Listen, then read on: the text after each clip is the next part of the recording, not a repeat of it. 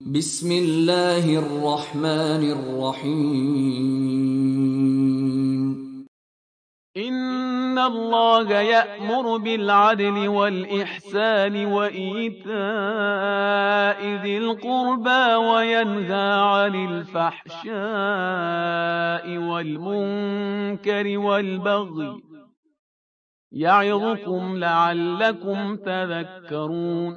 ہم سب کو خدا حکم دے رہا ہے عدل و احسان کا۔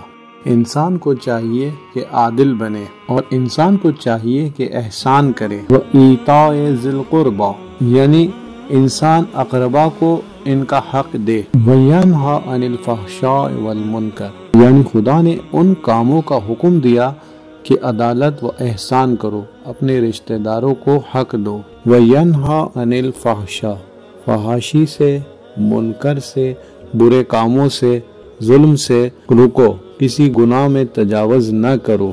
یعظکم خدا ہمیں نصیحت کرتا ہے، لعلکم تذکرون شاید ذہن میں یہ نصیحت یاد رہے۔ یہ آیت تمام دنیا اسلام کے لیے ایک قانون ہے، منشور جہانی اسلامی ہے۔ فیض کاشانی فرماتے ہیں کہ یہ آیت ہی اگر صرف قرآن میں ہوتی تو کافی تھی، اس لیے کہ تبیان کل شیء کیونکہ ہر چیز اس میں ہے۔ روابط اجتماعی، عدالت، احسان، رشتہ دار، فساد سے دوری، ایک چھوٹی آیت ہے مگر جامع ہے۔ عدل یعنی افراط و تفریط سے دوری، عقائد میں، اخلاق میں اور معاشرے میں بھی۔ احسان، احسان مالی، احسان فکری، احسان ثقافتی و احسان مہربانی۔ فحاشی بھی ایک برا فعل ہے۔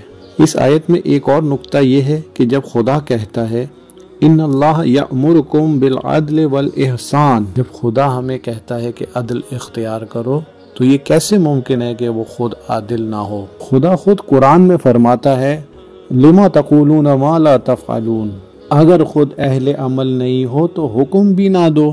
عدل و احسان دونوں ایک ساتھ ہونا لازمی ہے۔ صرف عدل کیوں نہیں؟